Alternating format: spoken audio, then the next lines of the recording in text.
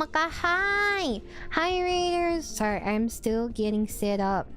But I hope that you guys had a great time with Emery. Chat, for those of you that have not watched Emery, watch her. She's amazing. She does a lot of Kamen Rider stuff, and she's a very good violinist. Also, hi, this disembodied voice is Amaya Whisper, your snarky guild leader that will bully you. And a member of Glitchstars 4th Generation Aerunia. Hi! Oh wait, I need to finish getting set up. Because I did not do it before. Haha!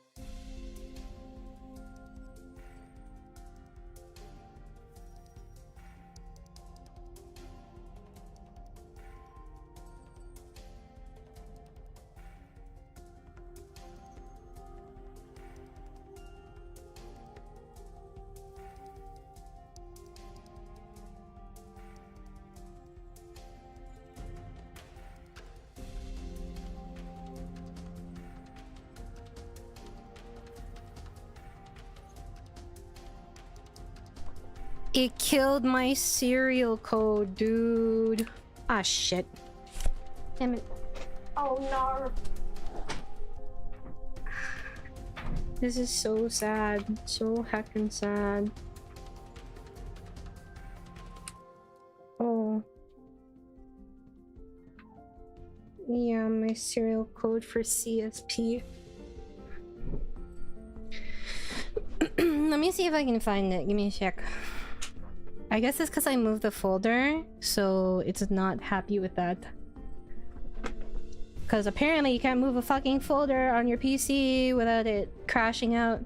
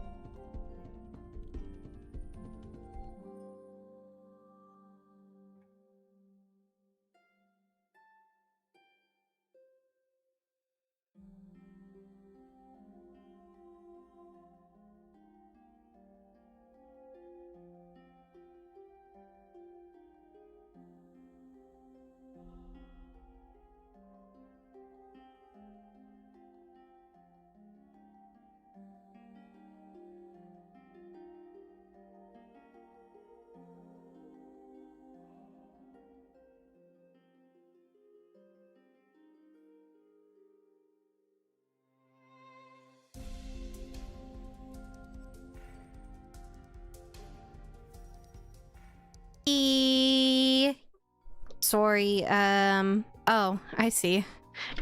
All you see is Bishop. Interesting. Wow. Okay. Oh, maybe that's why. Yep, that's why. chat, how are you today? Bam. It's just easier for me to do this on my tablet, so I will do that. Perhaps I will zoom in a little bit for you guys. Yeah, the things. Let me just... There you go. Ta-da! I'm doing okay. I'm just tired and sick. I've been not feeling very well the past few days. This morning when I was trying to sleep, I felt so nauseous and it felt like there were like intestinal blockages at like various parts of my body. And it felt like I was getting punched in the gut, dude. Like actually, I don't know what's wrong with my body. I possibly ate something bad, but like also, how could that ever happen to me? You're melting, you need AC? That's surprising. I'm here in Brazil. Aren't you used to the heat? Also, hold on. Again, I don't wanna kiss someone else's neck and have to pretend it's yours instead. Having a great day now that you're here. Also, I made the stream today. I missed quite a few. You've been busy, right? How dare you be busy with something other than me? That's kind of weird. That is what I would describe as weird, Jim. Also, I had to move my Clip Studio Paint back into my other folder.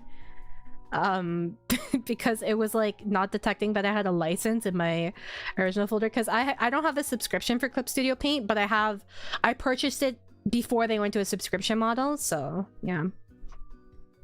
I have a special serial code thingy. Let's see. What did you guys get up to today? What is my gaming BGM? Oh. It's like Bossa Nova.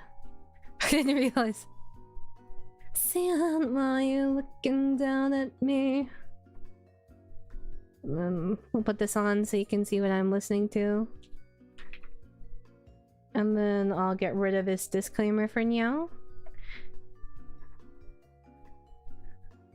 There you go. Well, where should I put you? Twitch is dead. Why does it feel like your name got longer, Shrimp? Was it always that long?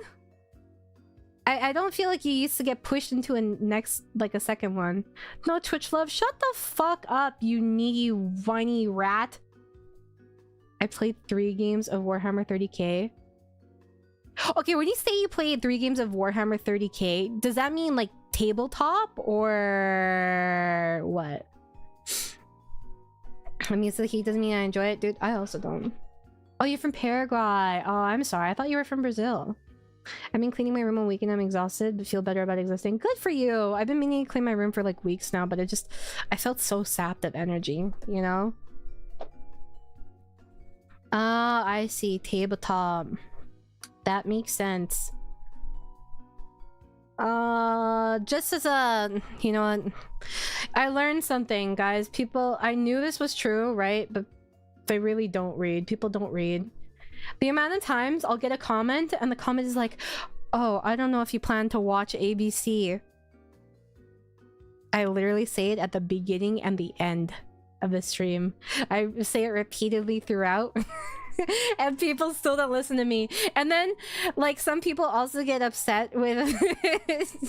This is just how the internet works, right? But I just find it hilarious because those same people will be like, oh my god, you didn't listen to this. And I'm like, yeah, you didn't listen to fucking me.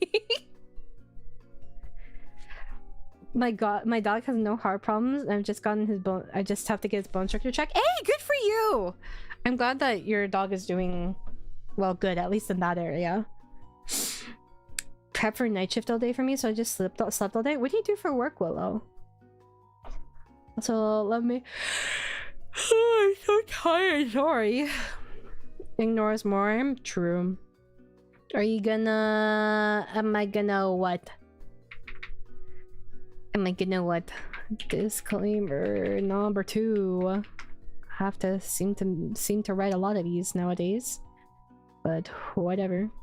Let's see, can I add stroke? Yeah. Let me add stroke. I feel like we're all just kind of like really drained this week. Is that just me?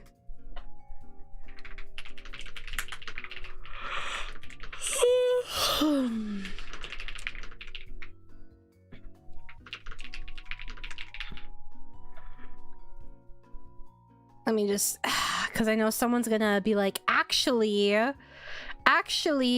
dude, I wish I had like some sort of thing to save me from people saying, actually. That feels hard to read. Is that hard to read? How dare you not listen to everything that's ever existed? My bad. I'm so sorry for my imperfect existence. I am clearly the issue. Okay, there you go. I needed more stroke. Is this better? I think this is better.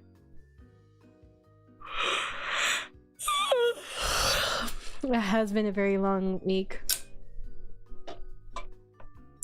It's important information since it is a show dog. One of my hobbies is to go to confirmation shows. Really? I did not know that. What kind of dog do you have?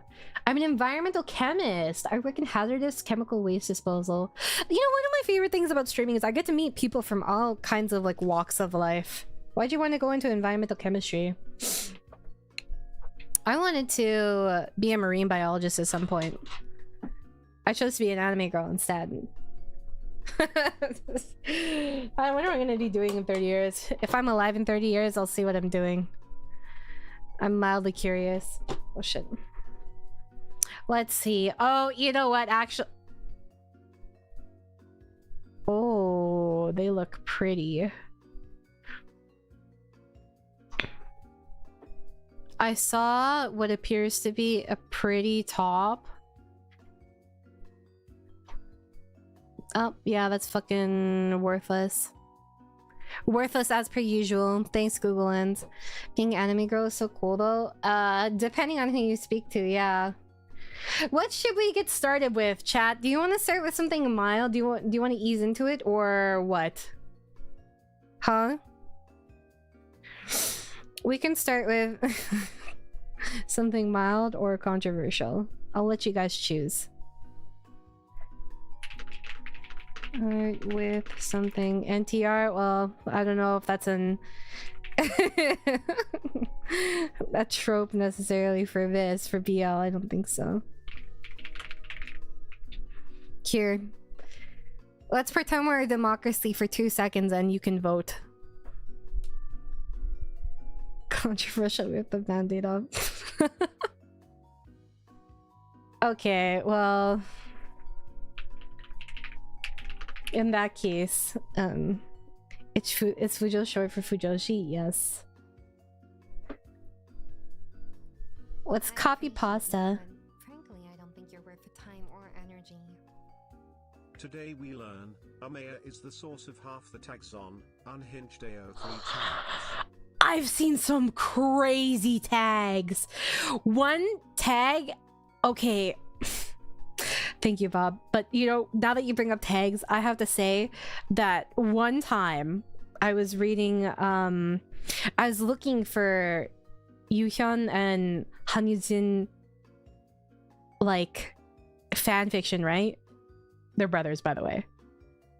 They're blood-related brothers. Anyways, I was looking for fan fictions, and this one was like, I was genuinely wondering. I'm like, what made you want to write this one? Like, I'm not trying to judge. I'm not gonna yuck your yum, right? But when I say it was pretty bad.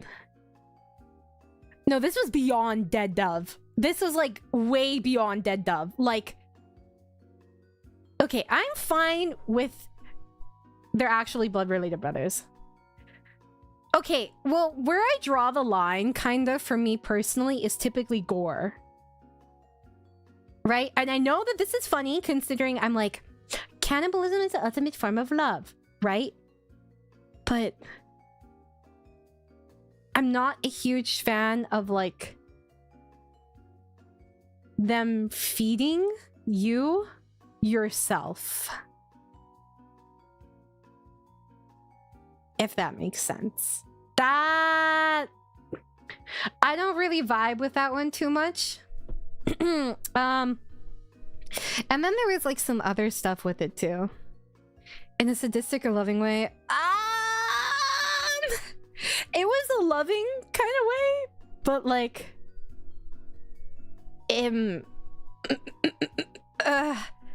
I don't know. I just remember being flabbergasted at the tags.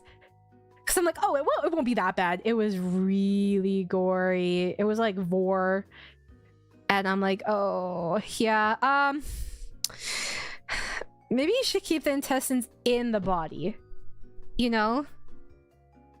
Piss is fine. Piss is whatever. Right? This one, it just felt like gratuitous. Did you finish reading it?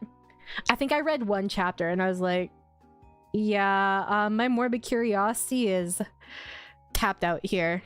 Let's go with more normal things like incest. Okay, and that's better. That's a better choice here. Okay, let me make another layer.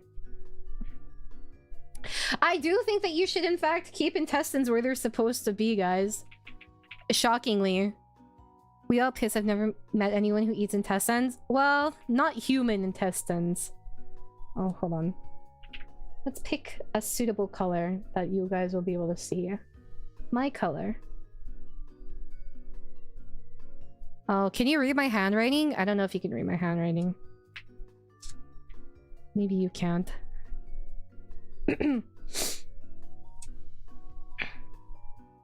Let's see. Oh, it changed my brush. Oh man. Oh, it's because this is set to the B button, not the P button. Here, I'll try to write more neatly for you.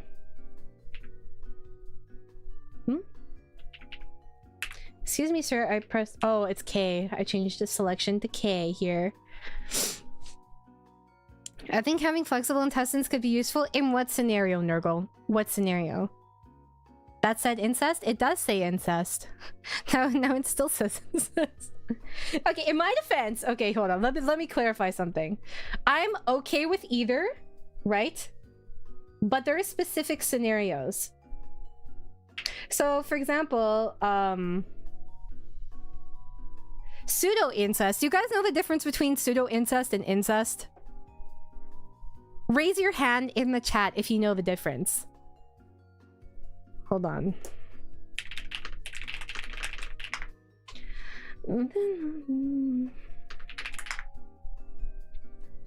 Help me, step bro? Yes. Okay, so this one, for example, here. This one is blood-related incest. Here, let me make another one. This blood-related incest, right here. This one, pseudo-incest. So they're not technically blood-related. This, right here, stepdad.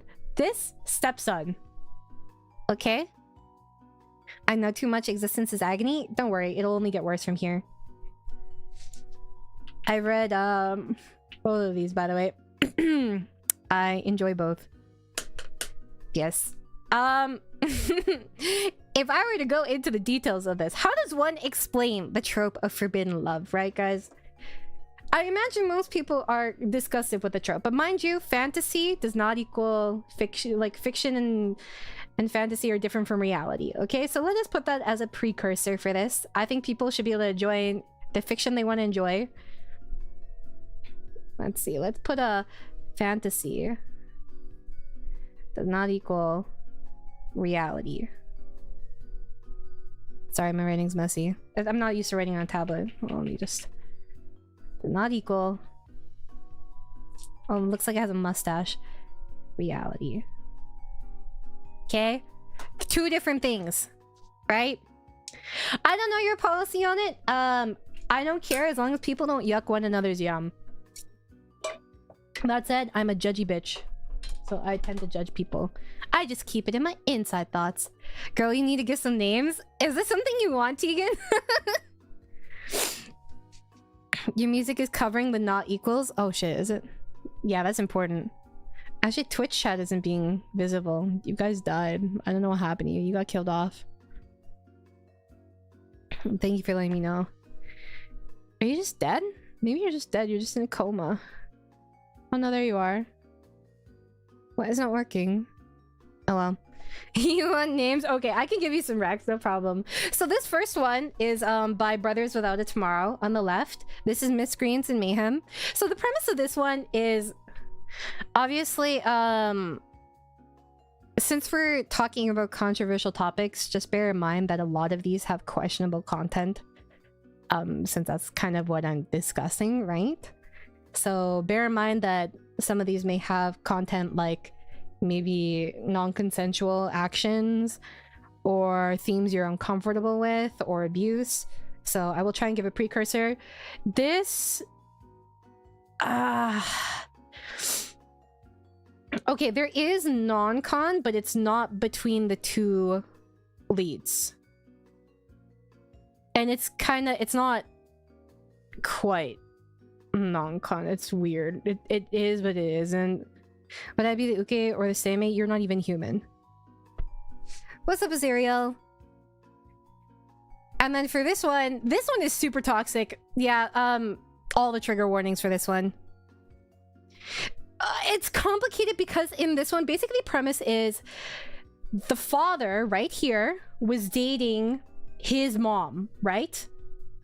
They were together, but his mom, the top, which younger top, by the way, the younger top, his mom was with his boss, so he kind of like NTR'd them. Anyways, as punishment, he kind of has to do some stuff, and that's kind of where it comes into play. Is this class mandatory? Yes, it is. You're welcome.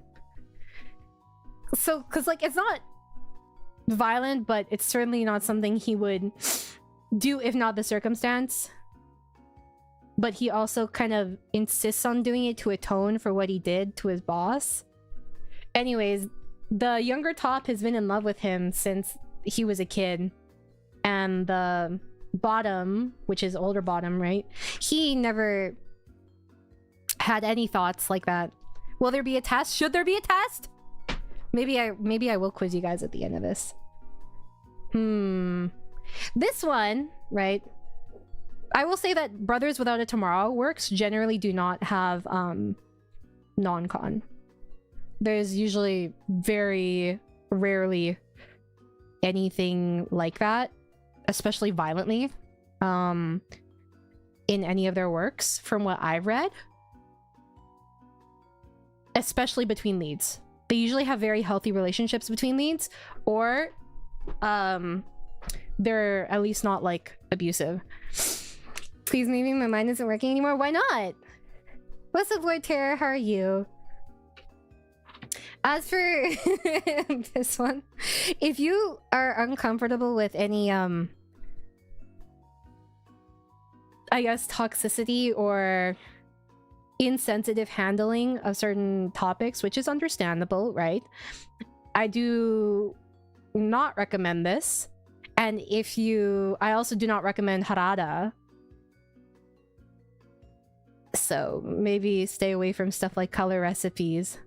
Color recipe, because I don't think that'd be great for you. What do you think of Heaven's Official Blessing? I haven't read much Danmei, actually. It's on my to-read list. I want to read Heaven's Official Blessing, Priest, what else is there? Case File Compendium. There's a lot. Because I'm assuming you like all fiction in your real life. Yes, that's what this says right here, up here. I mostly read like Korean novels, but I also do occasionally read Danmei. Though actually, hold on.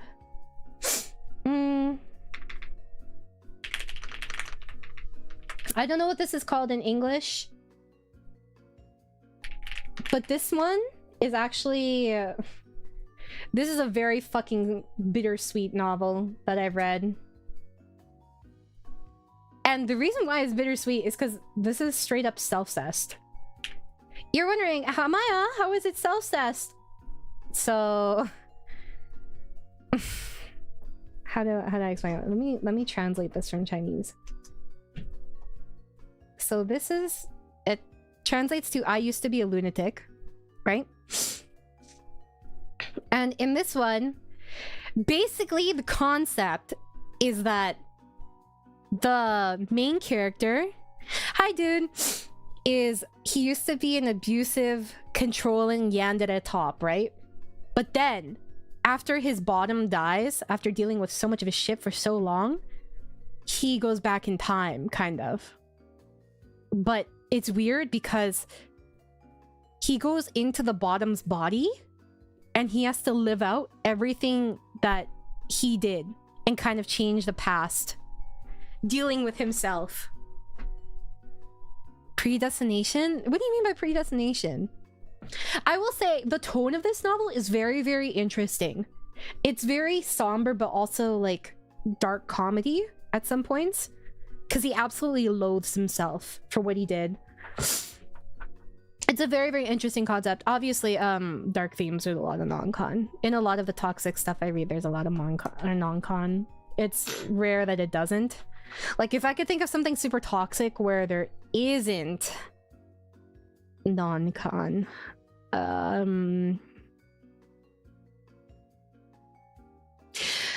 Okay, well, if I could think of one that's a little twisted, but it's not twisted in the way you think.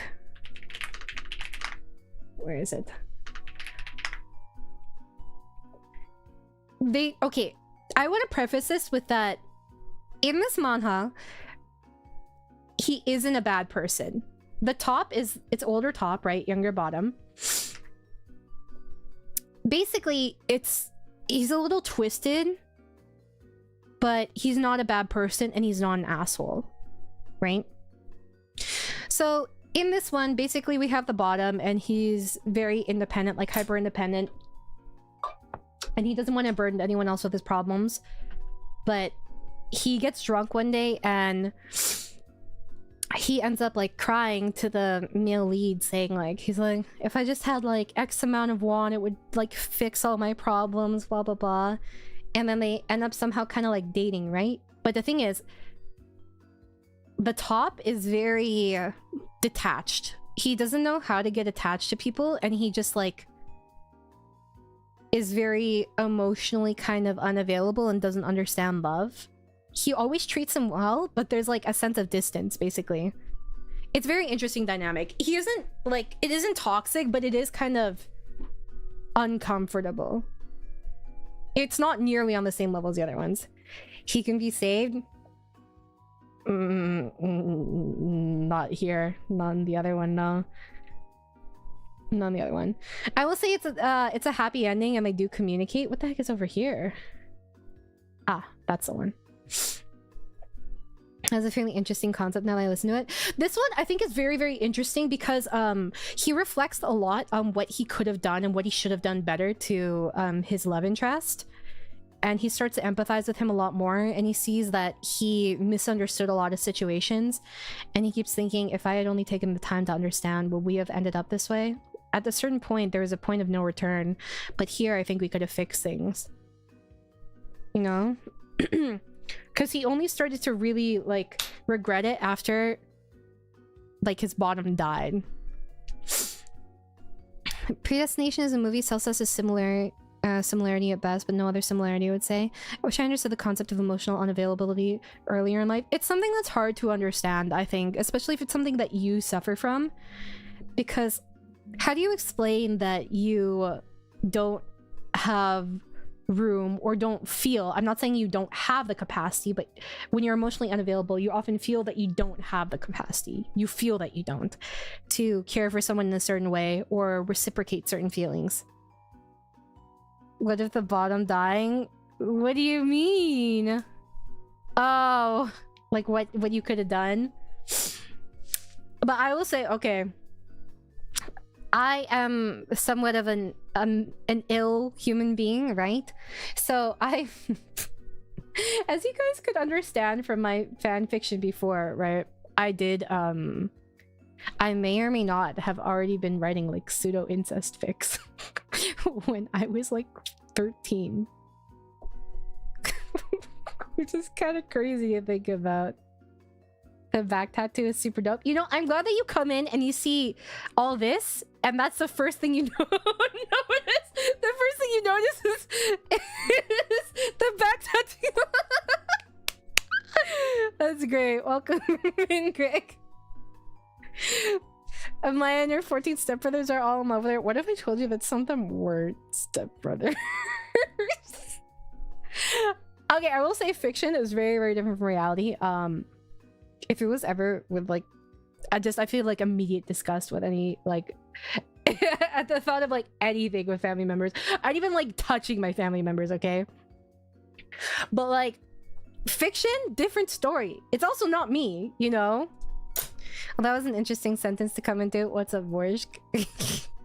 most sentences I feel like the amount of times people have rated into me or people have come in for the first time or first time that day and they're like, Amaya, what did you just speak? What were the words that came out of your mouth? What's up, Raj?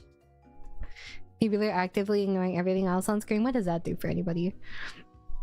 Separating fiction from reality is a crucial skill so many people do not have. I think it's a very important skill because if you cannot separate fiction from reality, I feel like that makes you the more sick person. You know, I'm not saying that you can't be affected by fiction. That's not what I'm saying at all. But, right, if you cannot distinguish the two, how is anything supposed to ever be discussed or tackled? You know? I am a connoisseur, dude. Enjoy whatever you want. As long as you're not pushing it into reality, you're not hurting anybody. What's up, Donut Striker? I'm very sick at video games. This is a lie. Sick in a bad way, maybe. But here, I will explain some of the appeal of the forbidden love trope. What would you guys say, in your opinion, is an appeal of forbidden love? I guess I'll leave these for notes. Notes. Touch utopia.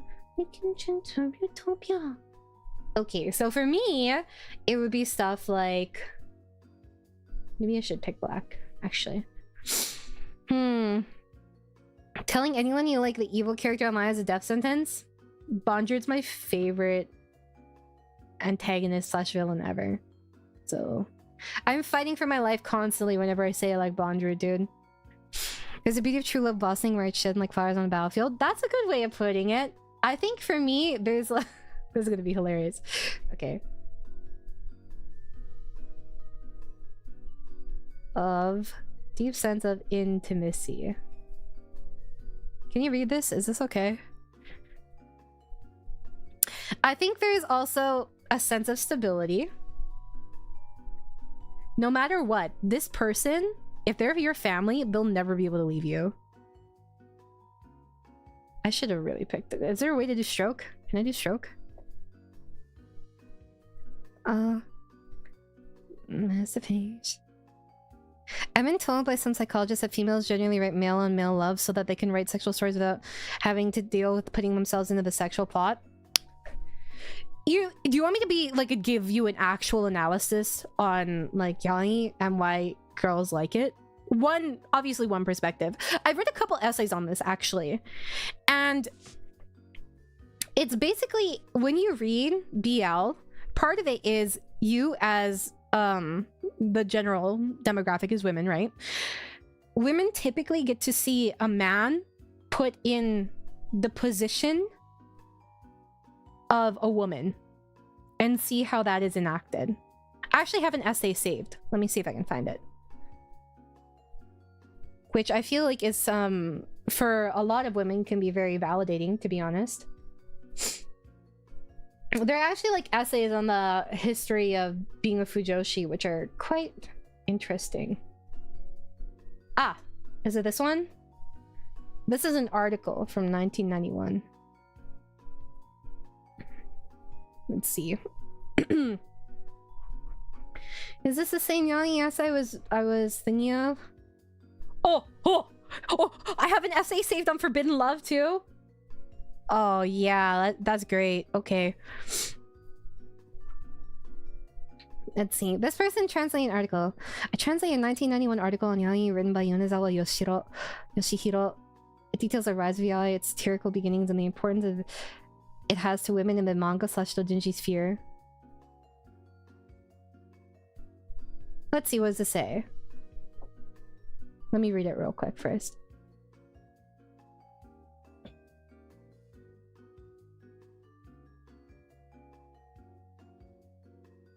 This actually touches on what you said, Vorshk. It says, this is the article. In the end, that's what yaoi is at its core. The problem lies in the pivot from normal school rom-coms to yaoi. Why did it have to be two boys? Why not two girls? Girls and women seemingly began to find more satisfaction in the fictional stories of boys loving boys. Interpreting this as a fear of sex in adult men is probably mistaken, because in this modern era, sex is no longer what distinguishes girls from women. Women are women regardless if they've had sex or not.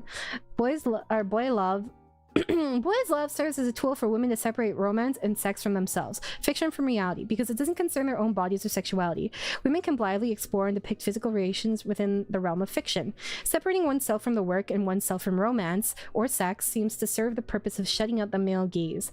At the same time, it also feels like temporarily setting aside one's institutionally defined self as a woman. Not too much of a fan of enemies to lovers trope though, maybe, at least in some cases like Sekiro and Genichiro, which I don't like. I think a lot of the time, to be honest, it is not done super well. Wow, this is a long ass article.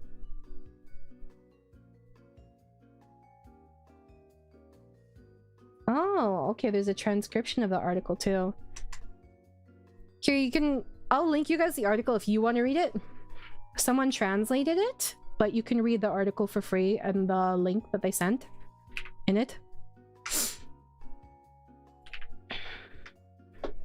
There you go. I remember from the movie AI, Spielberg was the source of a lot of the mess up stuff, and Kubrick was the source of a lot of saccharine stuff, and that horror writers are usually happier than comedians. I've read that too! What's his name?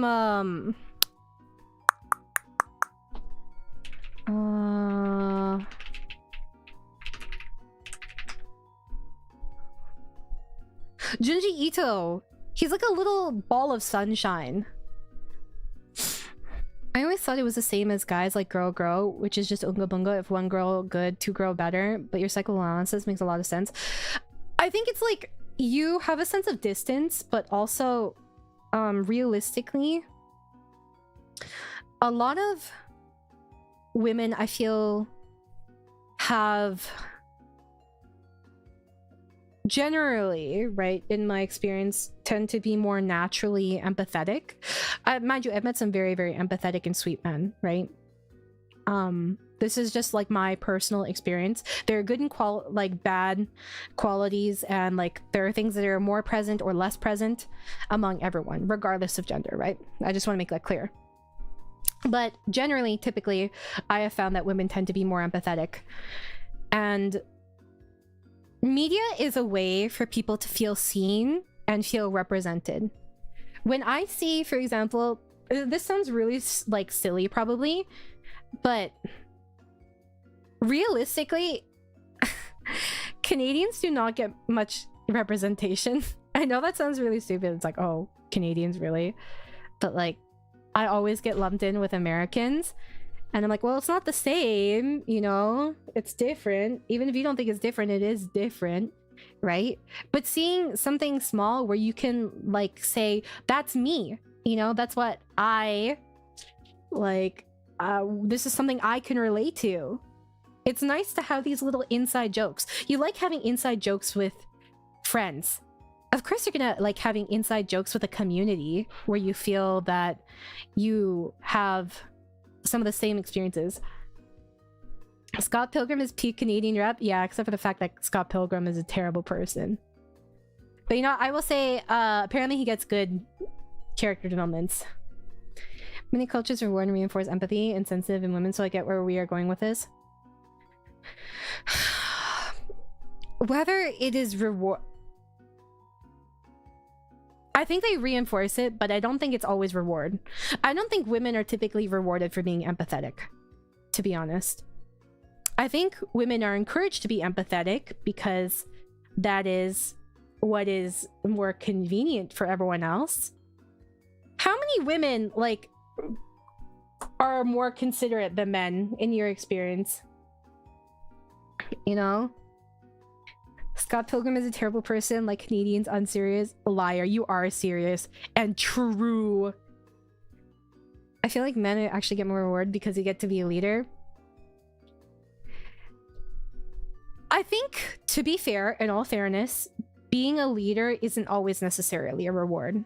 For example, you are working at your job. You have a coworker that is deeply incompetent, but you get a promotion where you get the same amount of pay and you have more work because they couldn't trust the other person to do it.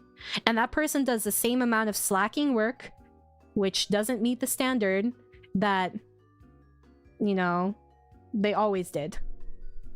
But I mean, that's how it is a lot of the time, right? Let me rephrase that. Negative conditioning for not displaying empathy. Do you mean like women are? Yeah, I'd say that's fair. I think women are expected to be more empathetic by default, so they aren't rewarded for being the expectation. Yeah, I mean, I am a firm believer that there's good and bad in everybody, right? Realistically, though, maybe part of it is skewed too because I grew up without a father, so I didn't get to see necessarily the good things.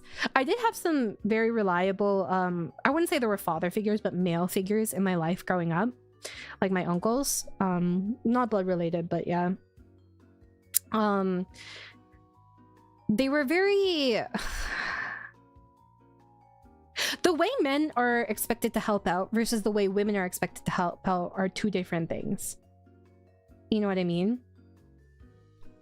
I feel like in the general expectations are for women to tackle anything regarding like emotional availability and I guess more intimate, nuanced ways of caring for one another versus men who are usually traditionally expected to provide in a financial way and then not so much other ways. You know what I mean? And I feel like this kind of disconnect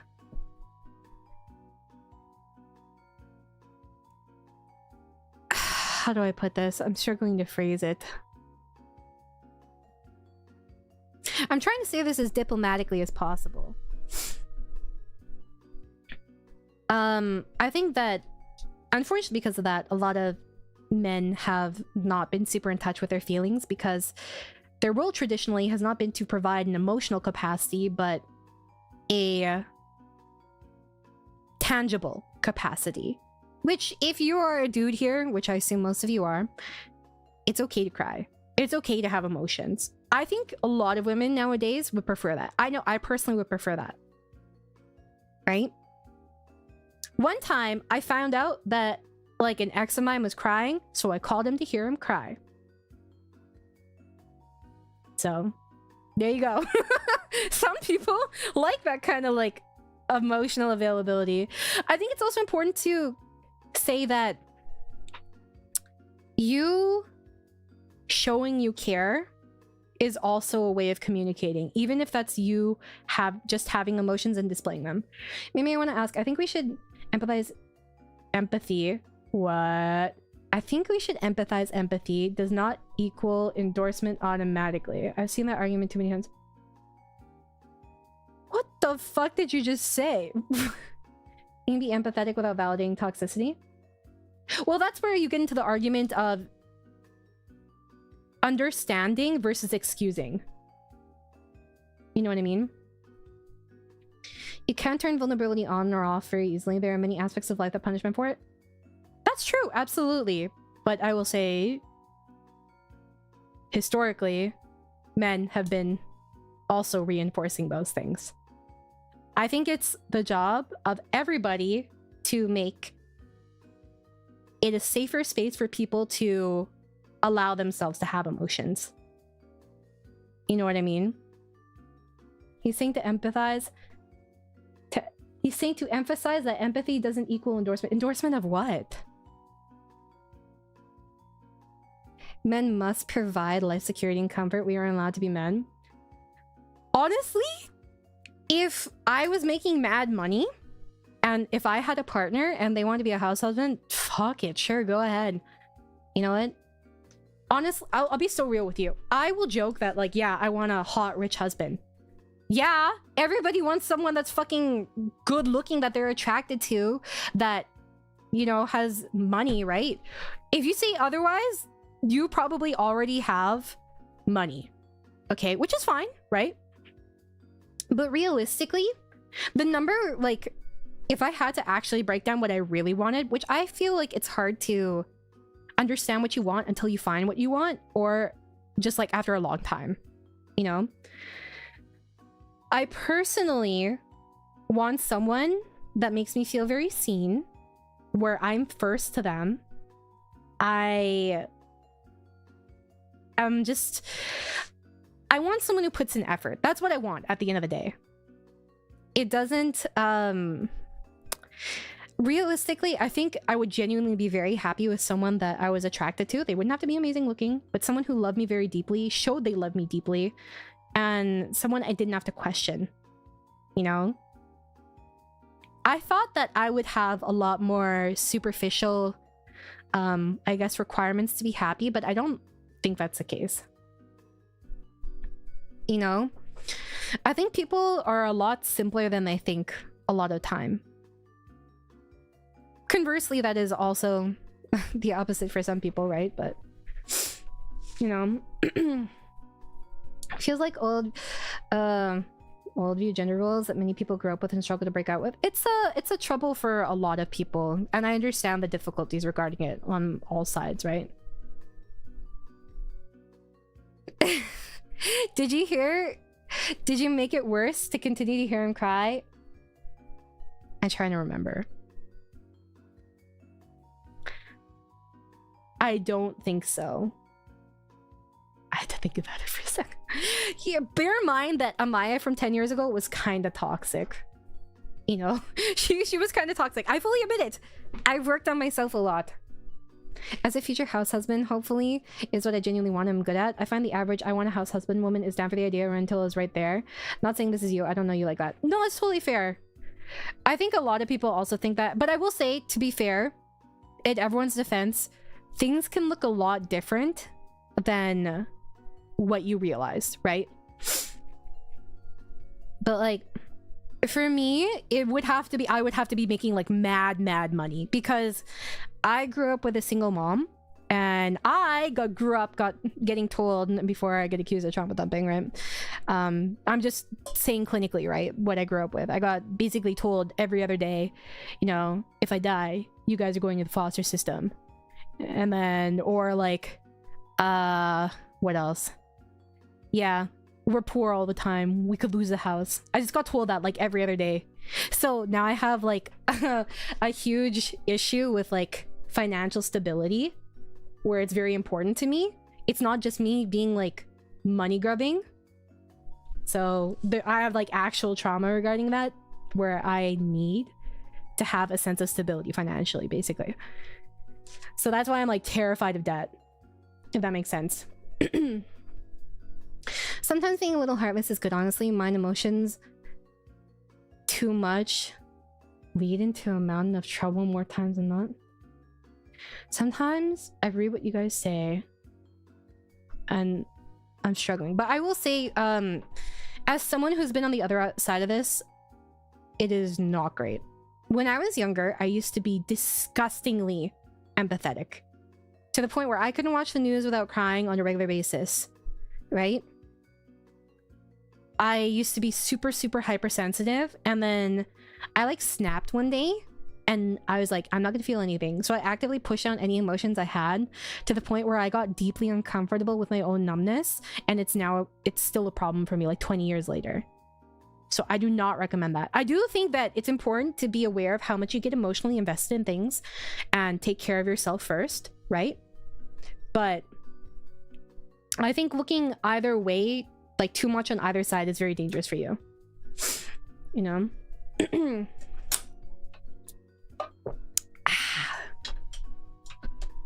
I think the issue is men often see showing emotions as weakness when it takes an enormous amount of strength to actually show them, especially when you're hurting. I agree. I genuinely really admire people that can just be so open about what they feel.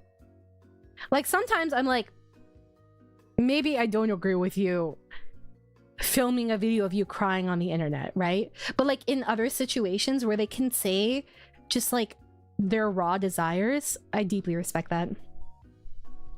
Some people think that understanding bad people or why people do bad things is an endorsement of those bad things. Oh, that's what you were trying to say. I see.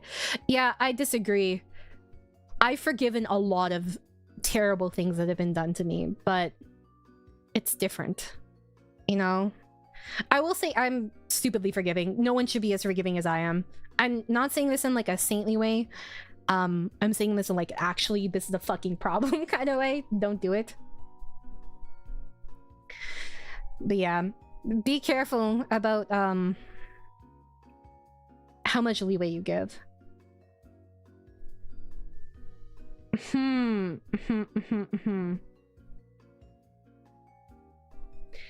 Yeah, I definitely agree. Just because you can empathize with someone does not mean that you excuse what they did, which I think is a stupid argument. If you're gonna say, oh yeah, just because you can empathize with it or sympathize with it, you agree with their values. No, that's not how it works.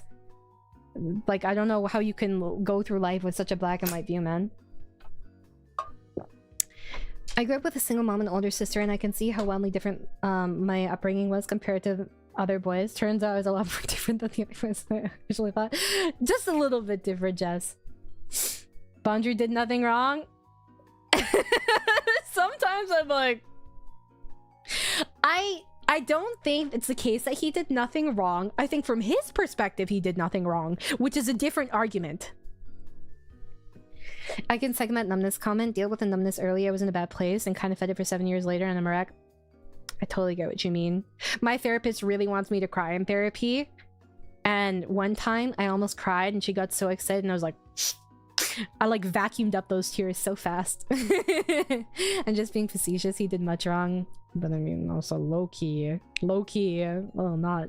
Well, not. This is what I really struggle with. Just because you do terrible things doesn't mean you're a terrible person. This is why I say that morality is defined significantly by the reasoning behind it. Intent is a factor whether you like it or not. You take someone to the court of law, right? If everything was so black and white and intent did not make a difference, every single time anyone killed anyone, they would get the same charge no matter what. You cannot deny that intent is a huge factor in sentencing. And a huge factor in what we define as good or bad. It's just what is socially acceptable or not. Spiteful uncrying is so funny. What? She wants me to cry because she wants me to be like more emotionally available. Some people are like, no, bad is bad. I'm like, okay, well, you live your life that way. That is... You're wrong. You're wrong. People often say that they want a thing and have every rational reason to think they want it, but actually I feel totally differently when I get it. Honestly, I've been there sometimes. And I get it.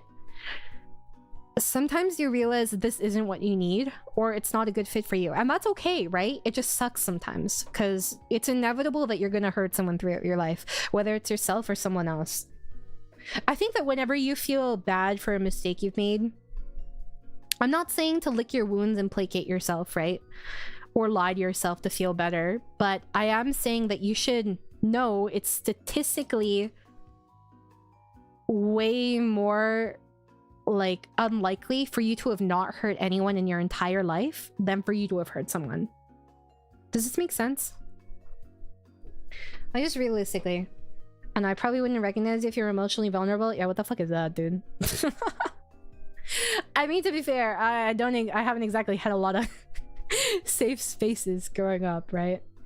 It wasn't even believed that I had depression until I was like 20. Like 18 at best, if that. Topic flirts with the trauma dumping, but long story short, having feelings, good or bad, for other people is not only good, it's essential for life. Humans are a very social species. I think it's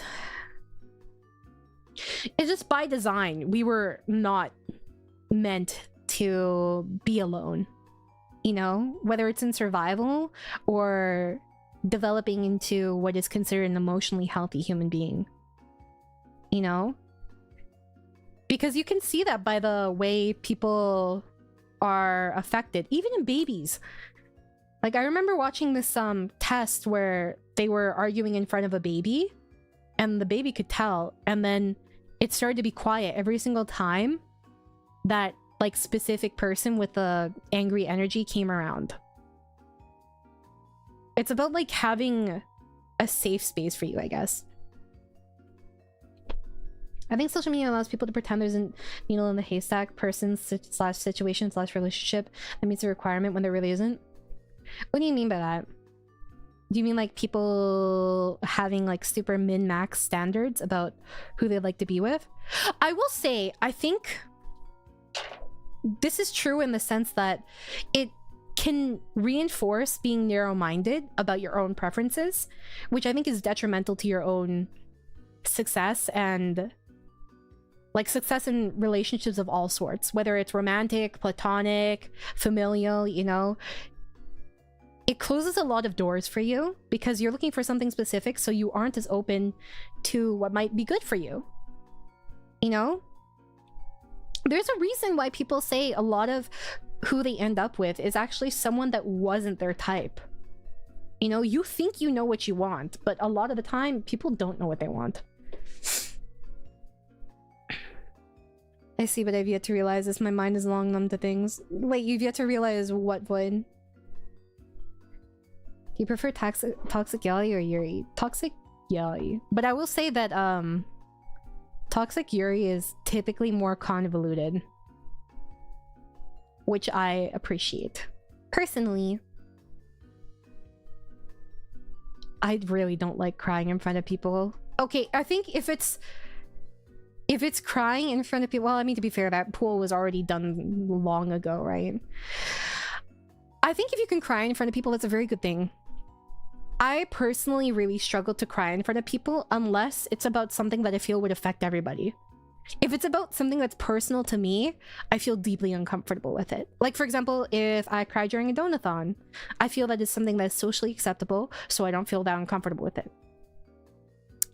Or I cry during a sad part of a movie that I'm watching with everyone, you know? I think that's socially acceptable. I cry talking about a personal experience to me. No. That's different. That's like a level of intimacy that I cannot detach myself from. Because in crying while talking about this thing, that is proof that I'm affected by it. And I cannot distance myself from those emotions if I show that I'm affected by it and physically feel that I am. You know what I mean? Which I feel like a lot of people can probably relate to that. But that's me. So much of finding the right person is about realizing which flaws you are suited to tolerating because no one is perfect. I think that's very true, Julian. I think that too, it's different things for different people. Dude, sometimes I lose so much faith in the world. I saw like, what do you call it? I saw this video today and I really, really hate this. Like, I hate this. I know I joke about NTR, but if you're new here and you're like, Amaya, what the fuck are you talking about, NTR? NTR is like solely just like a gooner type thing. Where it's like, where the appeal of NTR, it's not the emotional stuff. Like, if I'm gonna read it, it's only in a dojin, right? A one shot. Where it's basically someone losing all inhibitions because they're so down bad and they want to get the D. That's the appeal of it, right? It's not the other stuff. But anyways, in this video I was watching today, this woman was filming from her bedroom and she was filming her husband baking a cake. The caption was, "Husband hasn't cooked for me for years, but now he's spending 3 hours baking a cake for his work wife." I fucking hate the term work wife. I hate the term work wife. I think it, like, I know people are like, oh, it's just a joke. This is actually one thing where I take it very seriously. I think work wife is such a disrespectful fucking term. Like, actually.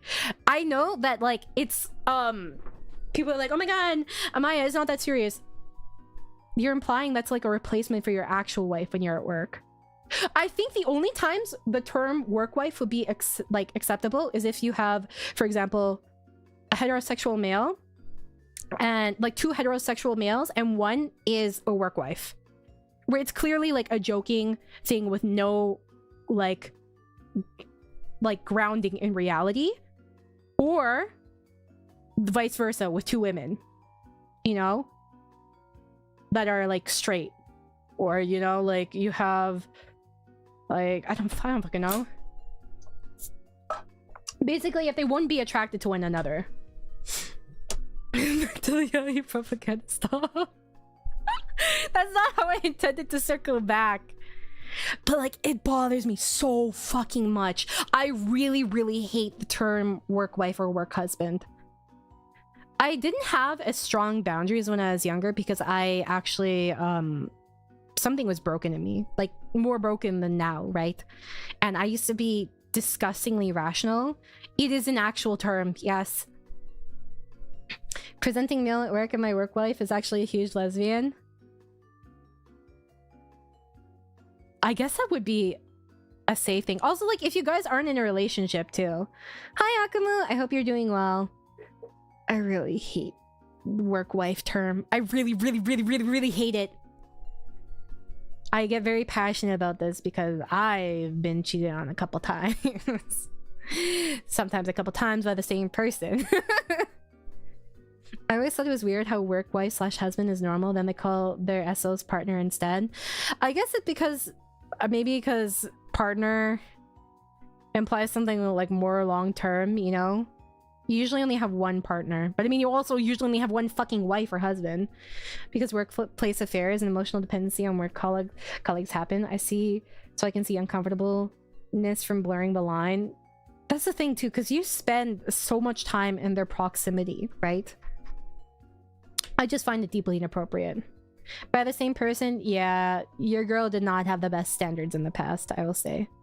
I have a close relationship with a female coworker, and I'd be pretty offended if someone used that term, to be honest. Her being older than me is likely the only reason it doesn't happen. See, I feel like in that case, that like it could be like your work mom or something. Like, why can't people say that? I think like if you say like work mom or work dad, that's kind of cute, you know? It's kind of wholesome. And like, I'm not saying that work wife or work husband can't be adorable in some instances where it's like you have 2 straight men, you know, and they're like, oh yeah, that's their work husband, and you know nothing will ever happen, like actually nothing will ever happen, and it's like just 2 dudes being bros in a very caring way. Like, that's fine. Let me see. But I will say, the moment I realized my mind was long gone was on a sad day. I was really sad, but no matter how much sorrow I felt, no tears came out. Just took a look at my reflection, was just blank. Yeah, you're emotionally constipated, man. Have you considered therapy, Void? It's not gonna fix everything for you, but I don't know. I'm not sure about the progress I've made personally. What's up, Sasuke? How are you? I think it's also too, like, it's hard to get in touch with something you are not familiar with. Like, for example, let's say someone told you, channel your chi. What the fuck does that mean to you? How do you imagine feeling something you've never felt before? How do you imagine how this affects you without having ever experienced it? You know, I feel like that's similar for emotions, where it's like an entire alien experience you have. I much prefer to have work parents who look out for other people and guide them / give advice. I do too. It's funny, my mom is actually my work mom because we work at the same company. That's cute. Do people know that that's your mom? Also had a work sister and work brother. That's a family business, dude. Try a bottle to lubricate your emotional constipation with safety, with people safely in a, you know, environment. Ah, motherfucker, I hit my hand. It's okay. That's up.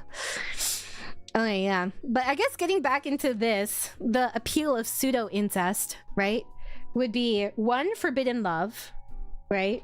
I mean, they even say that in like Oran High School Host Club, right? And then a deep sense of intimacy and stability. Because this person, no matter what, even if you no longer are, like, I guess, intimate with one another, you can't see my fancy cursor. I'm so sad. Well, even if you're no longer, I guess, intimate in a romantic sense, they'll always be your family. Also, it's hard to break those bonds. You know what I mean? What the fuck? This is not the right pen. There you go. I was using G pen. Damn, almost had the pivot from psychoanalyzing DL to psychoanalyzing the boys. I mean, low-key chat a little bit. A little bit. I would say also, too, the appeal would be, they're often codependent. And I think that one thing that people should bear in mind when reading toxic media, and by toxic media, I mean toxic media is not the same as media with toxic content. Do you understand what I'm saying by this, chat? When I say toxic media is not the same as media with toxic content, I feel like toxic media is media that typically doesn't have awareness of its own toxicity and the dynamics and the issues within those dynamics, and actively encourages them, right? Which there can be some overlap, right? But media with toxic content tends to depict toxicity in a more realistic and nuanced way, where it doesn't condone it, it just is. It is what it is, you know? And here's the thing. How do I make this? I'll make this smaller. Let me move this over a little bit. This is not the best way to do this, but it's what I'm doing. For a lot of people that this is terrible. Why am I writing like this? Been abused. No one's gonna be able to read this. No one will actually be able to read it. It's because, like, hold on, let me see if I can angle my tablet. Abused. They seek comfort in toxic media.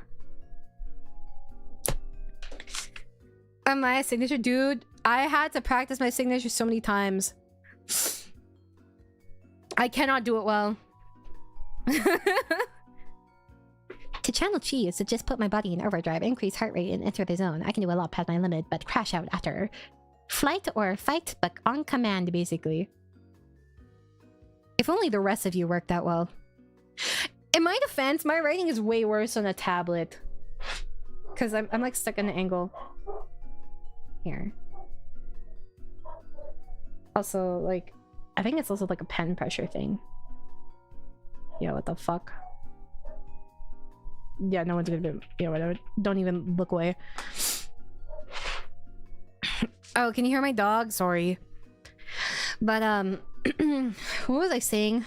Oh, an example. So for me personally, I've been in I've had a lot of, I guess, questionable, I guess, how do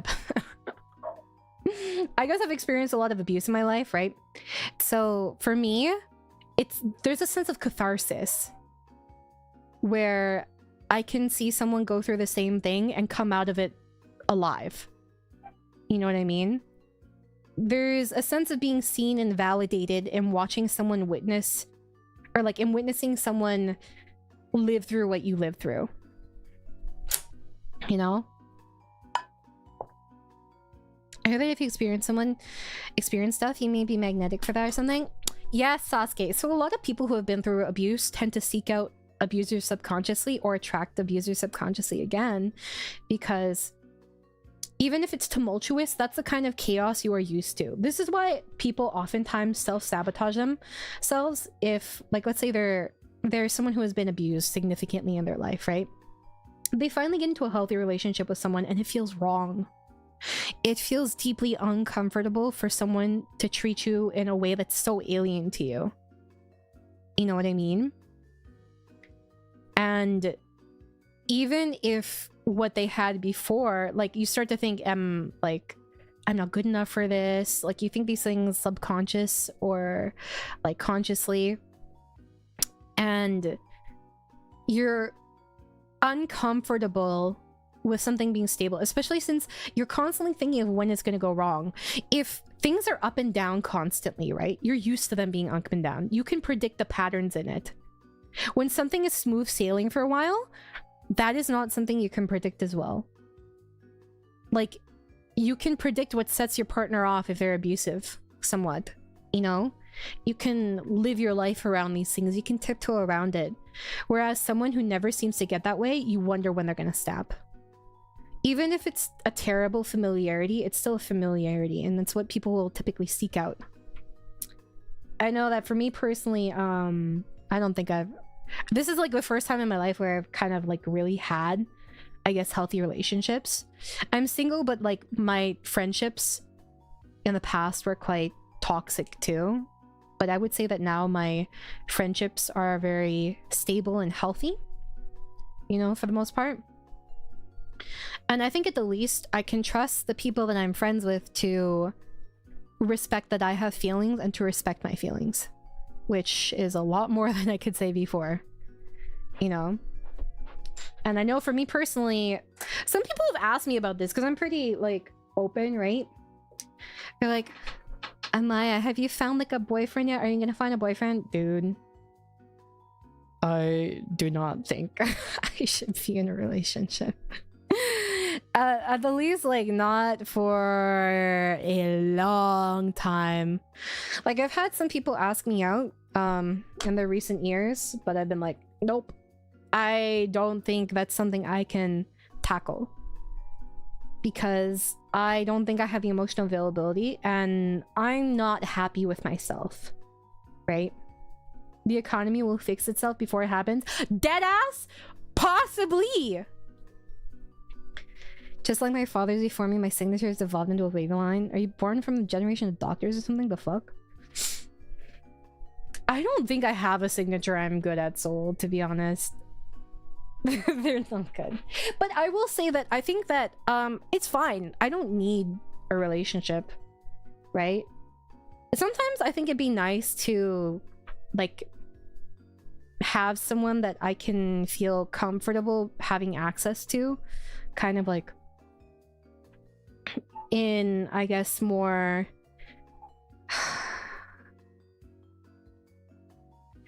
freedom to access, if that makes sense. Because even with friends, you're like, oh, I can't randomly call my friend, right?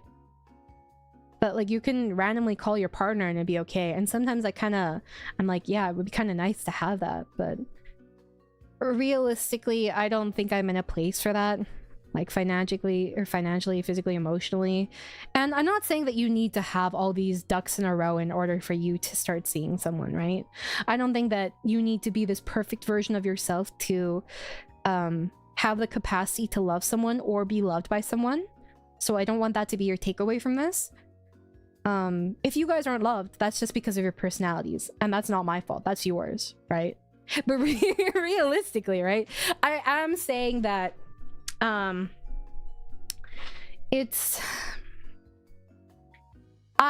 would like to have my ducks in a row, because I know me and I tend to be a doormat. So you don't have a friend you can randomly call? I have maybe one. I have like my one IRL friend where I can call him and I'll be like, hey man, you want to go watch a movie? You want to go out to eat? And he'll be like, yep, we can do that. That's my one IRL friend. I think we've been friends for like, man, I don't know, like 5 or 6 years, something like that. We've been friends a while. And before anyone jumps to conclusions, this is like actually just a friend. They actually they lurk in chat sometimes, so they might hear this, but like they've liked the same person for a long time now, and then whenever I would see like their interactions, I'm like, man, you can do better. You can do better, I'm telling you, dude. You may not think so, but I think you could do better. Well, I say this because people just automatically assume no matter what I say, because everything I say gets taken out of context or gets misquoted or people think I'm lying or whatever. Guys, do you think really with how open I am, I would just like say, oh yeah, it's just a friend, and not like mean it? Yeah, I don't really have friends I can randomly call, just them. I'll stick with a person until they leave, even if they treat me like absolute trash. Maybe too much loyalty or fear of change is the reason, I think. I also hold a grudge if they leave me or ignore me. Yo, me too though. I'm also kind of petty. Honestly, that's fair to be honest, my mate. Some people prefer small groups or like one friend. I personally prefer small groups. I get overstimulated. Otherwise. What's up, Tin? How are you? Oh, did you change your profile picture? I thought you used to be green. Why are you yellow now? Okay, fair. Unfortunately, there are people online who think a guy would only befriend a girl because he wants to hit. A lot of people think that. Yeah, I mean, I've had some male friends confess to me, but it's not like every single male friend I've had has confessed to me. There have been plenty where it's just been straight platonic, you know? And I've never had an issue. I think that people are just... that's their own preconceived notions, which I understand statistically, just like in general, it's more likely for, I guess, girls to get like a confession from like a male friend, right? But like, it's not every single time, you know? I can't stand large groups and stuff. I have like 3 incredibly close friends. Yeah, I have a very small group of friends because I can't handle too much, you know? I can't say. Oh yeah, I actually worked up the courage to ask out one of my yoga instructors last week. She said no. You know what? Good for you though. Genuinely good for you for asking. It takes a lot of courage to ask people out. I hope this doesn't dissuade you from doing it in the future. You know, because sometimes it's just maybe they are in a position for a relationship, or maybe the attraction isn't there. It's not necessarily a reflection of you. People have their own preferences, and it's like, okay, for example, you see someone stan an idol group. All the people in that idol group are probably good looking as fuck, right? But maybe one person only gives a shit about one idol in that group. Does that mean the others are like chopped liver, or they don't have anything they can offer people? No, that's not how it works. You know, preferences are a huge thing. I'm doing solid, just sorting cards at the moment. It's green on socials and stuff, but I never updated here.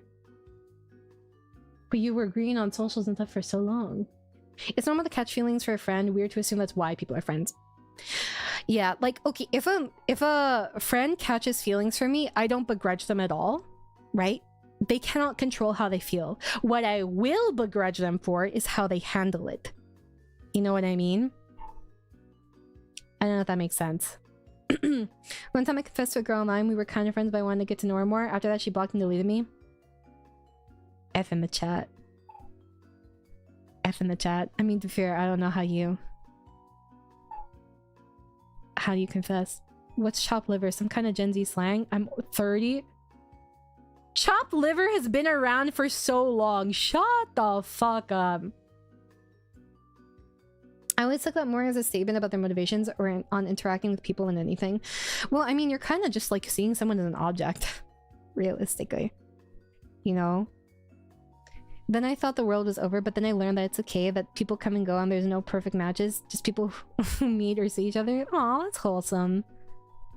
Yeah, chopped liver is like way older. I just said, I like you, I fell in love with you, but maybe it was cringe, I was so brave. Sasuke, do you want me to be honest with you? Do you want me to give you honest advice regarding this? Or if you don't want my opinion, I won't give it, but I don't think it was the worst thing you could have said. You want my opinion? Okay, saying I fell in love with you can be a bit scary if you are not close friends already. And even then, it can be a bit scary because it implies a certain level of intensity that people are not ready for. There's a reason why when people say that they're entering a relationship, right? They're like, oh, what stage are you at? Have you said I love you yet? Because saying I love you is typically a stage that is reached at a later part in an already established relationship. So when you say it in a confession, it can be very overwhelming and come off very strong for the other person, you know? So that was probably part of the case. I mean, I don't know how you presented yourself to her beforehand, so... Oh, you can see my cursor! Dang it. Yeah. I must be living under a rock? You are, Ghostamin, you are. But you know what? I really respect you for putting yourself out there. It's hard to confess to people. I won't be dissuaded, though I must add that the only reason I resolved myself to ask was that I knew for a fact that she was single. I'm actually terrified of I'm actually seeing someone answer. Really? Does it feel more embarrassing for people to be rejected because they're with someone already and unavailable, or to be rejected because they just aren't interested? I feel like the latter is more difficult to deal with. You know, I confessed to my close friend in like 3 years at uni, knowing I get rejected. She said it was fine, that we'd still be friends, then got ghosted. Rip. It's hard to say because with a lot of these things, sometimes, I'm gonna be so real with you guys, sometimes guys in particular do not realize that they're still having expectations or treating them different. But that still sucks, I'm sorry.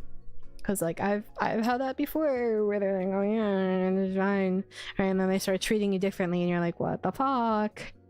It's very hurtful to realize that someone only behaved a certain way with you because they wanted to like date you, especially when you think that the entire time like they were treating you like this because they cared about you as a friend, you know? I had a close friend that we tested a relationship together. Things didn't work out, but we were still absolutely best friends. I think that's a very mature statement from you too, that you can still be friends and be close friends despite that. Like, I've had friends confess to me and I rejected them, and we were totally good, still friends, and that was because they were like, you know what, regardless, like nothing has to change, like maybe we can take some time apart and figure it out. But yeah, I mean, I've had some really shitty confessions in my life where I'm just like, did you not think about me at all? That's what really bothers me in confessions. When there's a lack of... Okay, hear me out. If someone is confessing to you, you expect them to think about your feelings, right? You expect them to think about how they care about you. And you expect them to acknowledge that you have a choice in this, right? You are one half of a partnership, and it's very disconcerting when they show a lack of consideration for you, right? I do not want to have to teach someone how to take care of me in basic ways. Obviously, as you're in a relationship, regardless of friendship or whatever, or like romantic whatever, right, you're gonna have to teach someone your boundaries and how to take care of you, right? I don't want to have to teach someone basic consideration for how I might feel. Like, I don't know, like someone... How do I put this? I've been hurt by confessions before because people just... they didn't really treat me like my own person during it, or they didn't really take into account how I might feel. Like, I'm sorry, but if you tell me that you like me and you want to go out with me, and then you don't even like list one thing you like about me, that's kind of hurtful. I'm sorry. Well, I'm not necessarily thinking they kind of own me, but just like they don't take into account any of like my own experiences and what I might be apprehensive of. You know what I mean? Like, there's a certain level of, hey, I should put myself in this person's shoes. I should think of what they might be worried about, given their history and what I know about them. There was none of that. And that is something that's hurtful, especially if it comes from a friend that's confessing. Does that make sense? Because it's like, oh, you didn't think about how I might feel at all with you dumping this on me. You know? These something movie style confessions? Dude. If it was a movie, it'd be a 0% on Rotten Tomatoes. Yeah, it's crazy to me too. Like, I will say this. If you are ever confessing to someone that's your friend, please give them some reassurance as to like what's gonna happen to your friendship afterwards. Don't just confess and then don't even acknowledge that they might say no, in the sense that like, yeah, if you don't want to accept it, I totally understand. Nothing has to change. I might need a little space from you, right? But we can still be friends. You know? I'm just like, I don't know, man. I don't want to have to teach someone what I feel is basic consideration for another person. Not even romantically, but just like the basic kind of empathy and sympathy I would expect from a friend. You know, I would not trust that person as a partner. Late bloomers like me learning a lot from Amaya Sensei today. I mean, if you ever want advice, you're free to send me marshmallows or anything. I'd like to get more marshmallows. Please. Yeah. Let's confess to my friend. She said she's not interested in relationships until 30 plus. I was like, cool, no problem. Well, exactly a year after that, she was in a relationship with another guy. I get what you mean, but I will say simultaneously, assuming she wasn't lying to you, sometimes you change your mind. And it's okay to change your mind. If she lied to you, that's shitty, right? She should have just been honest with you. But sometimes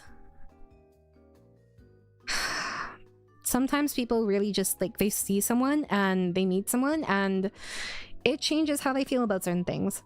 When I say movie style confessions, it's a whole, I'm gonna fall in love or confess and we'll fall in love and there's no thought in the real world. Actually, you know what? That's exactly how it was, Vorshk. You're right. That's exactly how it was. There was no thought for like logistics and stuff or the burden it would place on me. And I was like, you expected me to figure out these things when you knew I'd probably say no, which I did say no. Yeah.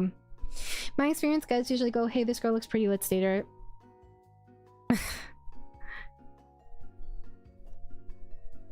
I don't know. I've never really liked someone and not had them like me back, to be honest. If we didn't, then it was like, or if they didn't like want to go out with me, it was because of other circumstances. Anyone that I've liked, I've just made them like me. So in that sense, I'm not super familiar, to be honest. I've never really had like an unrequited love in my life. Wow, humble brag. Guys, it's not a humble brag, it's just easy, okay? Are you still doing your co-working stream in a bit? Yeah! Hold on, I had to think about what time it was at. Well... okay, so I'm actually a very, very good flirt if I set my mind to it, but I've lost all skills because I've been single for so long and I don't get out of my house. You'd be surprised. I think it's easier to make like guys like you than... Wait. No, you know what it is? Men just don't understand women typically.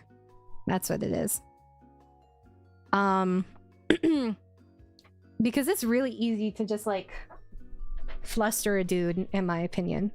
Like if you really wanted to, it's pretty easy for a girl to do that, right? But guys, the way they come on to women a lot of the time, in 30 minutes, no, it's supposed to be at 10 p.m. EST.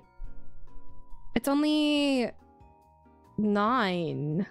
It's not quite 9. What? Let me look at this. Let me look at this. You liar, liar, liar. Doko. That is not supposed to be the correct time, I think. Hold on.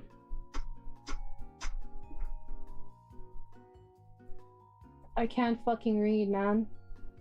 I can't read. Okay, I guess it is supposed to be at 9. I don't remember scheduling it for 9. I thought I scheduled it for 10, but I guess not. I probably thought it wouldn't take as long. Later, Akumu, rest well. Yeah. No. I think I probably just forgot that it was at 9. You know, it's funny. I was supposed to talk about BL tropes. Instead, I just generally talked about psychology. Oops. What happened, chat? Oh, hold on. Let me shit my raid room. My bad. Typical May stream. Low-key, a little bit, yeah. I can't say no. I can't say that's not true. Oopsie. It do be like that. Mimi, what gets you flustered besides money? Do you want me to be honest with you? Like, do you actually want me to be honest with you? I'm trying to think of how to say this because it's gonna sound really fucking pathetic. Like, actually. Here, I'll engagement bait. Do you actually want to know? Actually.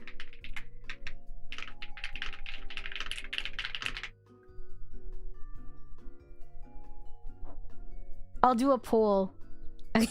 I'm tricking you. Listening down, this is interesting. Saying you like someone should be easy. It's just an acknowledgement that you're interested in the person, their interests, and where their life is going. Loving someone is wanting to do what you can to support those things, even if it means that you're not their perfect match. I think that, I don't know, there are certain courtesies that are involved, personally. I think that there are certain courtesies involved. We love to be baited? Good. Who said no? Who said no? I'm curious. Why did you say no if you said no? Did that really need to be a poll? No, it absolutely did not. But I think it's fun to do it, so I'm gonna do it. Yep. Anyways. Okay, what actually gets me flustered? To be perfectly honest with you, at the thought of someone actually remembering something I like, I start to cry. I've never had, like, a partner really remember anything I like before. So, yeah. I did not have very good relationships. It's really sad. The bar is in hell. It's really in hell. Like, so for example, one time I got like an anniversary gift, I guess, from like an ex, and it was like a star map, and it had like our first date in like a constellation thing. He didn't even bother to frame it. So I just had this roll of it just there because he didn't even frame it. So I couldn't put it up. And I was like, I shouldn't have to buy my own frame for it, you know? And then one time, this is one of the people that cheat on me a lot. Like, when I say a lot, like probably like 5 times. He asked me, Amaya, what do you want for your birthday? And I said, anything but jewelry, because I have a metal allergy. Right? And come time for my birthday, he gives me my present, and it's jewelry. It's jewelry. And I said, I was trying really hard not to cry, and I was like, oh, I said I didn't want jewelry. Like, that was the one thing I said I didn't want. And then he said, I couldn't think of what to get you. So the bar is really, really, really low. That's part of why I'm single, because I don't trust myself to like care for myself, because I'm the kind of person that gives everything to whomever I'm with. I'm like super doting, maybe to an annoying extent. Right? What's up, Imaginacion? How are you? I think you literally just remembered you mentioned Joey. Yeah. It was not great. It was not great. I'm not allergic to all metal. To be fair, the bracelet was nice. It was like a Mont Blanc bracelet, right? And it didn't trigger my metal allergy. Do you still have it? Nope, I gave it to my sister. Yeah. And then I what do you call it? Like, it was a nice bracelet. Like, it was kind of like a pricey bracelet too. Would it have been worse if you had given you store credit? I would have rather gotten money, honestly, than something like that. Because also, I don't wear jewelry, dude. I wear earrings and that's it. Like, I just wear earrings so my piercings don't close. Because I have just like my ears regularly pierced. Yeah, I'm not allergic to money. I wouldn't have given this particular guy the benefit of the doubt. He's... What would you guys say if I told you that he actually wasn't the worst person I've ever dated? Because he's not. He cheated on me like 5 times, dude. I'm pretty sure one time, during, I think it was this was during yeah, okay. My for me, Christmas is very much a family holiday. So it's like separated or like celebrated separately, right? So fuck, dude, I think there's something in my eye. Oh my god, I think there's a bug. But yeah, it's very much like a family holiday. But anyways, I was celebrating with my family, and my grandma died that month, and my dog died that month, and I think he cheated on me in that same month. Which is fucking hilarious. But he's still not the worst one. There's still worse. There's still way worse. It's been very unfortunate. But you know what? I will say it's been a lot of very valuable learning lessons, you know? So that's good. But wait, it gets worse. Yeah, one dude like stalked me for a long time, a couple years. And he would like pretend to be different people to talk to me. It was really fucked up. You just really prioritize your own character development, right? I will say, I think that they were valuable experiences, you know, and I learned a lot. And it took a long time, but I think I've raised my standards somewhat. So if I ever go into a relationship again, hopefully, you know, hopefully these things won't happen again. I would like to think that I wouldn't be as much of a pushover, you know, in the future. Can we get much lower? No. No. God, I hope you raise them. I will say to anyone who has had a similar experience to me, I'm very sorry you went through that. But I hope that you know that you can choose who you're with. It's okay, it's not the worst thing in the world. Of course it wasn't like a great thing to go through, right? But like, I probably wouldn't be able to I think there's a silver lining to most things, I'll say that. And at least I choose to see the silver lining in some respect. Stalking is so serious and no one ever takes it seriously. Everyone judges you for being bothered by it. I hate stalkers so much. Yeah, thankfully this was kind of just like online stalking, but it was still creepy and it was very disconcerting because it felt very much like I was never safe no matter what I did or where I went, kind of, which I think is like a key factor that people ignore when it comes to stalking. Same with like home invasions. If someone breaks in your house, even if nothing happened, even if you never even see that person, right? It's very scary knowing someone was in your home and you were not aware of it, especially if it turns out that they were there when you were in the same house and you didn't realize. You realize how fragile your sense of security is and how quickly it can vanish just like that, you know? I don't know, maybe that's pretty bad. Up there in bad shit, to be fair. There was worse stuff that happened that I'm not gonna share, but yeah. it's, well, the thing is, it's like, this is your comfortable safe space, right? And then you find out that it's easy for someone to just disrupt that. You know what I mean? Accidentally a stalker in my house one time. How did that happen, Exile?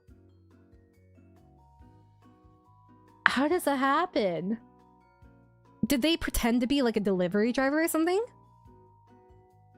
Easy, just don't feel secure ever. True, that's me.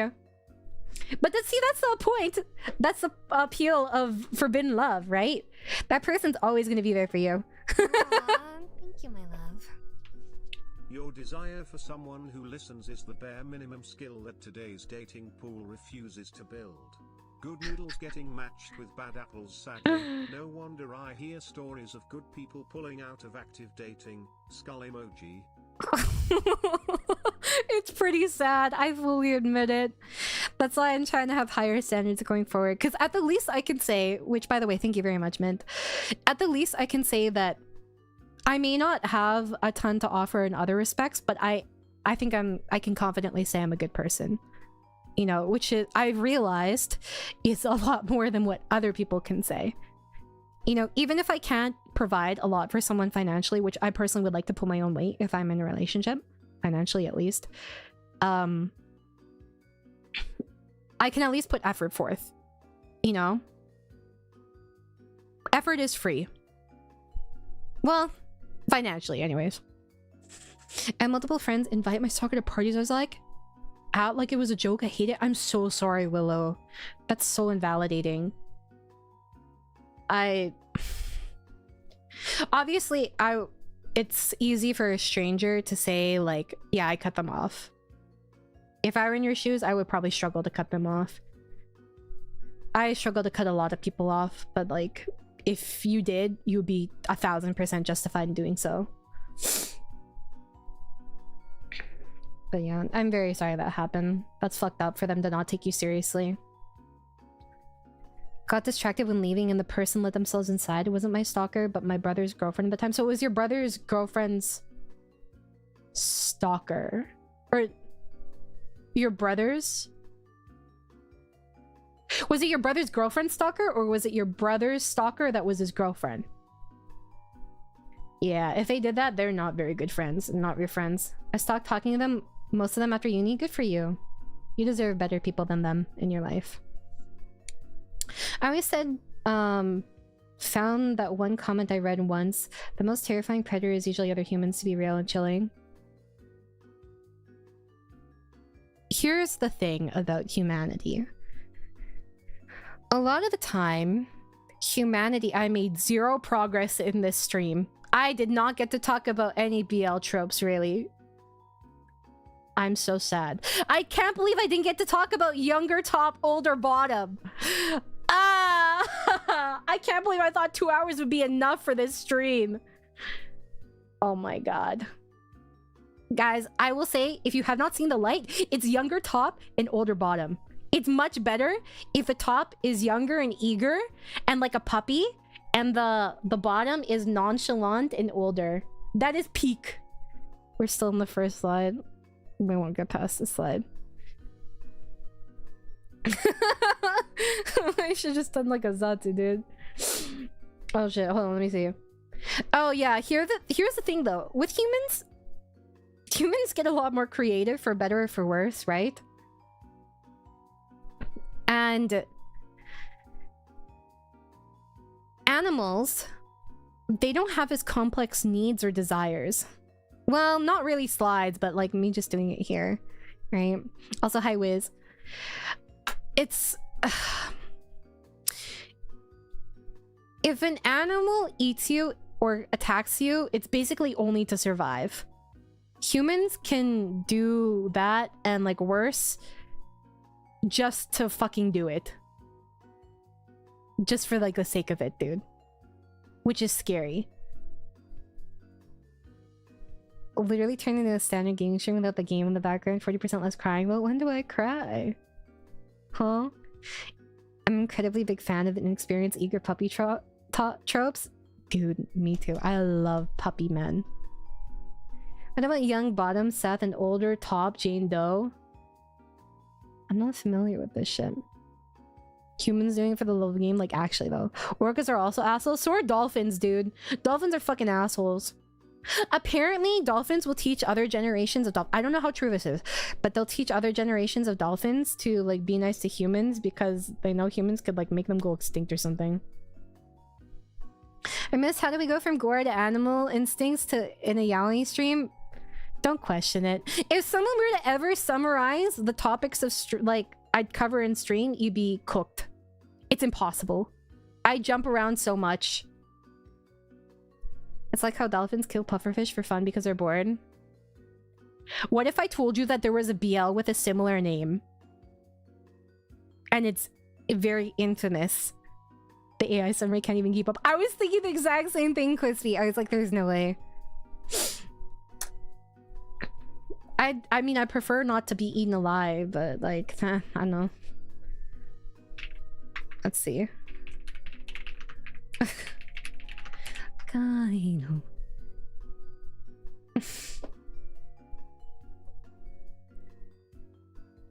Okay.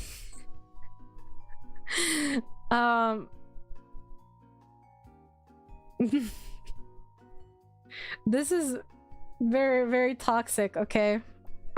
This is like an infamous one. I don't think it's that bad, right? I think there's like worse things that there could be. What is the English translation for this?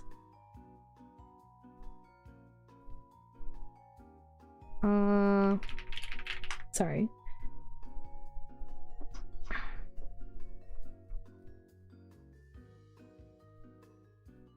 It's not in English.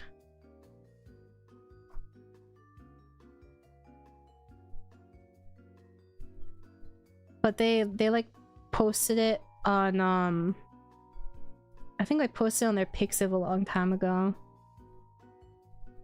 But yeah. It is it's not happy time, guys. It's not happy time. I don't think it's that bad, right? I think there's way worse things that I've read, to be totally honest with you. But yeah. Where is it? Here's the name. Sorry, it's not in English. I usually like Google Lens translate stuff. So yeah. Yeah, anyways, the concept in this one is the bottom, right, is adored by these two twins. And they're like... these two are like dolphins, quote unquote. And then he's a pufferfish, so when he touches people, there's like... I guess like he's like toxic to touch, right? Anyways, they keep him, they kind of start dating him, and then they confine him, and then they make him like reproduce with another one, and then they're locked up. And it turns out that it's like a generation of them that's been locked up, and that's why his mom said to like never like interact with people with like gray hair and gray eyes. Anyways, poor dude. Unlucky. Oh no, so sad. So sad. Reproduce how? They bring in a girl that's, I think, also a pufferfish, and they watch.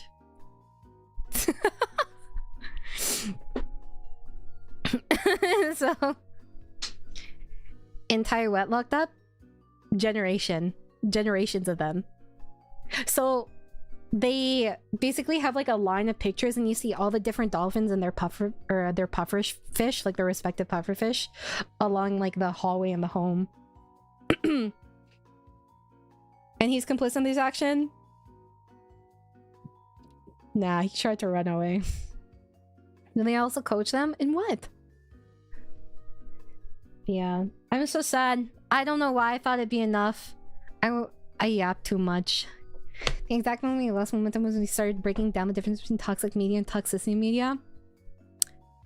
That's fair. But I feel like it needs to be said, man. They're kind of personified, yeah. They're not actually that. They just have similar tropes, basically. Because, like, pufferfish, like the kind of like, I think the neurotoxin, or dolphins like a pufferfish for neurotoxins. I'm glad you love my yapping. No, I'm making a child. Was he coerced in some way? What do you think? He tried to run away, man. So... yeah. I will also say, okay, you know what? Just real quick, wrapping up. I would say it was more than coercion. But anyways, one of the appeals of pseudo-incest, right, would also be the fact that you two are deeply intertwined by this secret that only you two have. You know? It's your own private little world. And there's a sense of sanctuary and... I guess... a sense of sanctuary as well as...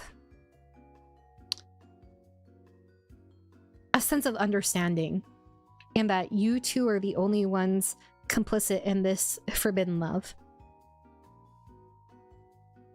And seeing the toxic codependent bonds that they often share is very appealing to me.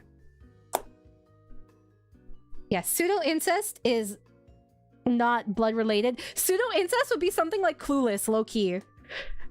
You know, in hindsight, there was a reason why I liked Clueless growing up. Which is kind of crazy. Has anyone here seen Clueless? I love this movie, actually. It has Paul Rudd in it. This is Clueless.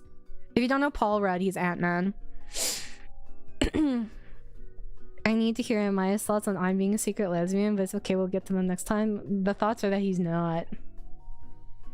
But yeah, this is Clueless. If you don't know, she ends up with her stepbrother. And her stepbrother is like in college and she's in high school, and it's Paul Rudd.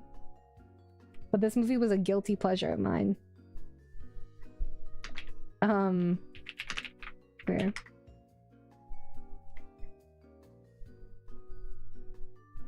And like the dad like approved of it too, because he's a good guy. Yeah, that sounds like your taste. It is my taste. Am I being censored? Not by me. You think I have time to censor you? Think about what you're saying if Chad is automatically doing it. Huh? Just got home from protest feeling a little bit better about things after going. You know, I'm glad that you feel good. How's the BL trips going?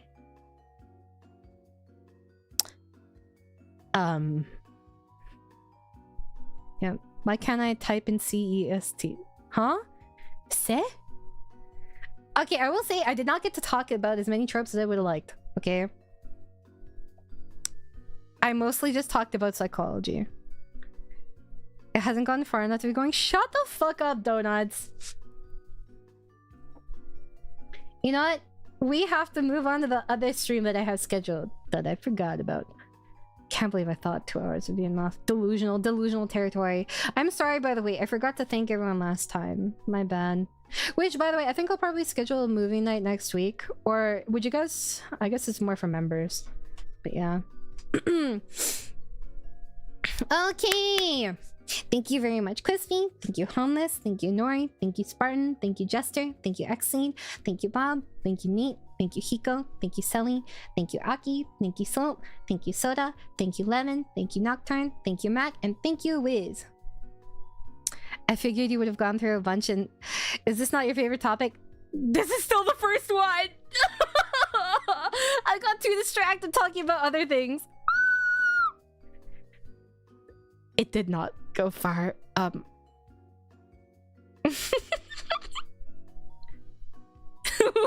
Don't what do you mean what? So we're having a part 2 or 1.5. Do you want to? Wait, why am I being thanked? Because that's part of your membership perk, silly. Oh, it's okay. You can't read. Oh, it's okay. Okay, in my defense, I think it was a very fun discussion for all of these. Did you guys not enjoy yourselves talking about it? You did. You're welcome. I'll have to think of how to not get distracted. You know, it's impossible. It's impossible, actually, though. Like, actually. You look so cute. I don't look so cute. I am so cute. We require more trope knowledge. Maybe I'll just do a generalize on. What did I even have as clickbait in my thumbnail, man? I don't actually know. Hold on. Oh my. I zoomed in on like all of this.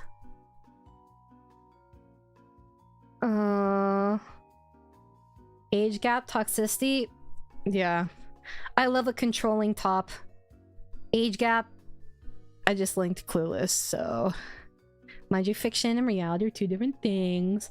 And, you know, many things have changed throughout the years, okay? How do y'all tangent here so bad? It wasn't them, it was me. It's gonna be your new thumbnail, Clueless and Paul Rudd. It's about BL! When is the age gap too much? That is a whole can of worms I do not have time to, like, get into, Quan. Okay, anyways, I'm going to rate myself because I have a membership stream right now.